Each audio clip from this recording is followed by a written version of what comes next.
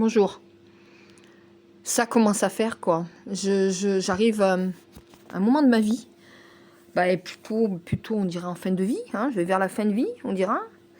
Et personnellement, j'ai fait mon colibri. Et j'arrive à un point de non-retour où je me dis, mais malheureusement j'avais raison. C'est-à-dire que j'ai ouvert les yeux en ayant une conscience du monde et je m'aperçois que malheureusement c'est terrible, mais j'ai aucun regret. Voilà, j'ai fait un choix de vie qui est spécial, mais j'ai aucun regret.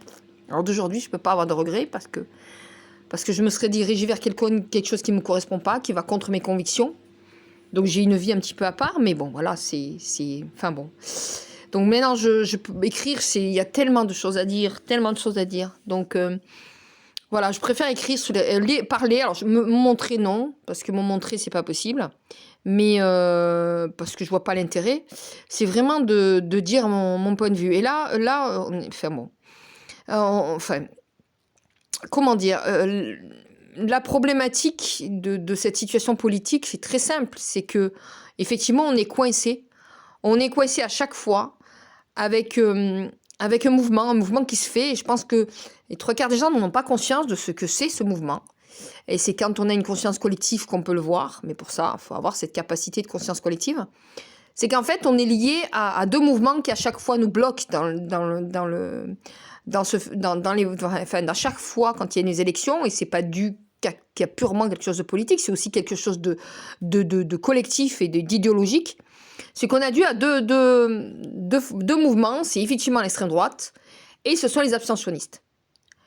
Seulement voilà, moi je m'y suis intéressée après les élections à savoir qu'est-ce que c'était et de quelle nature et qui vote quoi en fait. Qui vote le Front National ou qui vote effectivement les abstentionnistes. Et il y a un point commun. C'est que ça touche le sexe féminin. Ce sont essentiellement les filles, les femmes qui votent, enfin qui sont dans ces deux mouvances, le Front National et les abstentionnistes. Et effectivement, sur le coup, j'ai été choquée. Parce que bon, c'est vrai que je suis assez féministe et je me dis c'est dommage que les femmes... Mais en fait finalement c'est évident. C'est évident pourquoi. Alors il faut savoir aussi qu'il y a une différence énorme entre effectivement le Front National, l'extrême droite et l'abstentionnisme. C'est que l'extrême droite, c'est plutôt les femmes adultes, les femmes âgées, donc plutôt on dira un certain âge, hein, qui arrivent justement, qui approchent plus de la retraite que voilà. Et les abstentionnistes, c'est plutôt des jeunes filles. Alors pour vous, peut-être que là, dans l'idée, c'est rapide, peut-être que la réflexion ne vient pas tout de suite, alors je vais permettre de vous aider. C'est qu'en fait, le problème, c'est que les jeunes filles, pourquoi elles ne votent pas, par exemple? Tout simplement parce que justement, elles ont vu leur maman, leur mère, qui elles sont complètement désabusées, dégoûtées, parce que pour en arriver à voter Front National, c'est qu'il y a sûrement quelque chose qui fait qu'elles sont désabusées. Je vais vous donner ma théorie après. Et effectivement, en observant leur mère, et en voyant combien elles ont galéré, parce que c'est le cas, voilà, on en est là, c'est que les femmes, effectivement, ont galéré, ont des salaires de misère, ont des boulots de misère. Elles ont tellement vu leur mère galérer que comment on peut leur demander d'aller se sortir de chez soi pour aller voter pour une société qui, de toute façon, n'a déjà pas laissé la place à leur propre mère. Où cette société a laissé leur mère délibérément dans la galère, dans la misère, et surtout dans des métiers de misère et dans des métiers de misère.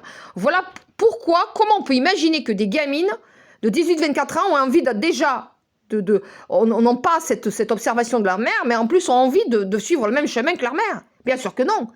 On est en 2023, il n'y a aucune jeune femme qui est encore dans la mouvance des mères, c'est-à-dire se faire exploiter, quoi. Aucune gamine de 18-24 ans, on a fait rêver, avec tous les réseaux sociaux, toute la façon dont on montre la richesse et la facilité où on a... Comment voulez-vous qu'une petite jeune femme de 18-24 ans n'ait pas envie d'être autre chose qu'une princesse, plutôt que de passer sa vie à nettoyer des toilettes, payées pour un SMIC? Voilà. Parce que le seul métier qu'on propose aux 80% des femmes, c'est nettoyer des toilettes, s'occuper des vieux et s'occuper des enfants. Peut-être que les gamines ont autre chose à faire que passer leur vie à s'occuper des autres. Tout simplement. Donc voilà, pourquoi le Front National? Alors voilà, ça, quand on a compris, déjà on a compris pourquoi l'abstentionnisme. En tout cas, c'est essentiellement apparemment des jeunes femmes. Alors, il y en a d'autres, bien sûr, il n'y a pas que des jeunes femmes, il y a bien sûr des jeunes hommes, mais c'est essentiellement pas mal les jeunes femmes. Après, pourquoi le Rassemblement national? Eh bien voilà, vient effectivement ce que j'ai dit avant, c'est qu'effectivement, les femmes sont sous-payées, pas respectées, et puis le problème, c'est que c'est effectivement d'origine rurale. Effectivement. Et le problème avec l'origine rurale, c'est que se rajoute une chose par-dessus.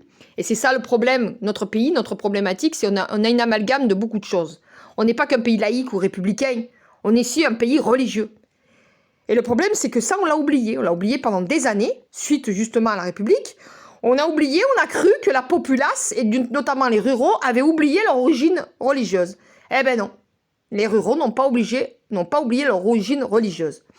Et ces origines-là, elles se sont réveillées dans les années 80, suite à l'arrivée des immigrés musulmans en France. Et c'est ce qu'on voit dans l'extrême droite, c'est pas l'extrême droite, ce sont des catholiques. Ce sont des religieux qui s'expriment. C'est la religiosité, et surtout du côté rural, dont les femmes, malheureusement ce sont les femmes, mais effectivement les femmes sont touchées aussi par la religion. Et puis par-dessus le marché, il n'y a pas que la religion, il y a aussi le côté féministe. Voilà, le côté féministe, parce qu'effectivement on est dans un pays où la femme est censée s'être libérée. Et la religion ne représente pas la liberté de la femme. La religion représente l'esclavage de la femme. Donc à partir de là, il n'y a aucune femme qui ne va cautionner, d'abord parce qu'elle est dans, enfin en tout cas de ce milieu-là, parce que d'abord elles sont catholiques, effectivement, tout religieux est forcément raciste contre notre religion. Les catholiques ne sont pas différents des autres.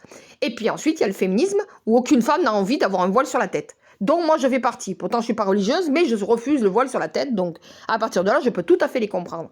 Maintenant, c'est sûr que de voter Front National, c'est pas signe d'intelligence. Mais ceci dit, on a tout fait pour que les femmes restent dans la bêtise. On leur a pas demandé d'être intelligentes. On a tout fait pour ça d'ailleurs. Donc du coup, ben voilà. Voilà où on en est. Donc je ne sais pas si c'est une explication, mais je pense qu'elle est crédible. Voilà, je vous laisse y réfléchir si vous avez envie, si vous avez envie d'écouter ce texte, ce que je dis là, voilà. Eh bien, j'espère qu'on va s'en sortir parce que là, ça devient compliqué. Moi, personnellement, pour moi, c'est très, très compliqué. Je passe un moment de vie très compliqué où je ne sais plus quoi penser de notre pays, quoi penser de notre avenir. Et pourtant, croyez-moi, j'avais de l'espoir. Merci. Au revoir.